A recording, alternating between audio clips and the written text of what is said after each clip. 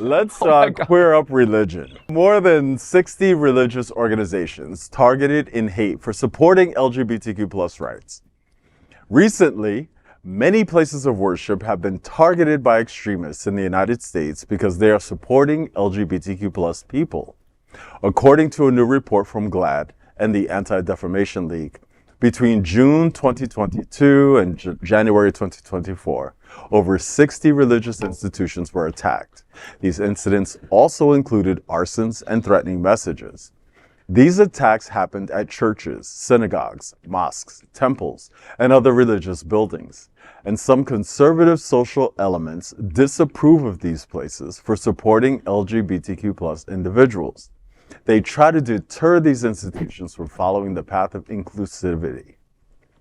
One example is Aimenn D, who admitted to firebombing a church in Ohio because it hosted a drag event. Another incident involved someone driving their car through a pride exhibit at a church in Washington. In Pasadena, California, a pride flag was set on fire outside a Buddhist temple. Even during Pride Month, graffiti threatening LGBTQ plus people was found on a church steeple in Boston.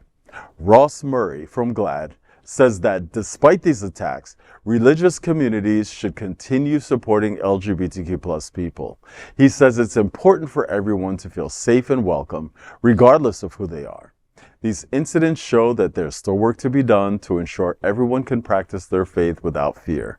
And you know, it was really sad when I read this, that this was because I was thinking, you know, our community has had such an issue with places of worship, right? And we have been working really hard for decades on trying to get them to open up and change. I'm always talking about, you know, we've been working really hard on trying to teach the church what unconditional love looks like. Wow, sad, huh? Yeah. What unconditional love looks like. And we've been doing it through our community in order to show them we have to be it. Yeah. So we've had to become better people within our community, right? To show them this is how we really are. And as they start to open up and include us, there are people far out into the fringe somewhere. They have nothing to do with anything. Yeah. Who find the time, take the time out of their lives. Yeah. To come and desecrate buildings, to try to make it, because it's not just making the LGBTQ plus people feel unsafe. Yeah. Everyone that goes in that building. Feel unsafe. These are people's mom. I may be going in that building with my mother and my grandmother. Of course. Why should my mother and my grandmother have to go through that? We're just going to church. You're just trying to go to a church, you know? Like that game of Minesweeper when they would plant the mines and then you would try to hit the square, but you don't know where to go because it's just traps everywhere, you know? No, but it's listen, as long as there's hate, there will always be fear, right? Yeah. And that's a sad statement, but it's the truth, you know? Yeah. I am really close to two churches. One that I met Paul at, right? So we've gone to Unity on the Bay together for 1 million years. Long time. And we are right now on the campus of Sunshine Cathedral, right? Which is another incredible space, right? These, you know, Sunshine Cathedral is our queer church. Literally is their hashtag, right? It's my place of worship. And Unity on the Bay is not like most churches where they say welcome to all, and it's not welcome to all, right? And it's inside of a synagogue. And it's inside of a Jewish temple. Yeah. How funny is that, right? That is how inclusive we are. But so I host Sunday services every Sunday at Unity on the Bay, and I would be lying if I didn't say that I am triggered by seeing a book bag, that I'm triggered by someone looking shady. Right. And this is a place where we're welcoming everyone. And as the host, I feel out of sorts, and I have horrible thoughts of things that could happen to us, you know?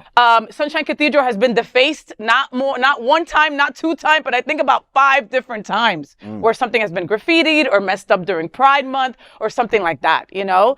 Churches are our safe place, and that is why queer people are even afraid to go to church, you know? I mean, and then things like this happening. Those pictures were alarming. To see your church go up in flames, like it's beyond hateful. The statement though from the ADL at the end, where he said, you know, these institutions have to continue to support the community, is really the point, right? Yeah. It's like everything else. It's like we didn't stop having pride parades because they were harassing us there. We're not going to stop going to these. Why do you think they'll pull back?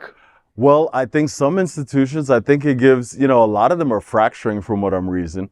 They're deciding that, hey, if you're the Baptist organization that's going to include LGBT, then you can't be part of the full Baptist conference. The Methodist, some churches have been thrown out. Yeah, they're getting thrown out of their larger, and so they're a reckoning. But I would encourage any of them in earshot to continue to allow and support anyone that comes through that door. In my experience, people that go to those places, they're going for a reason.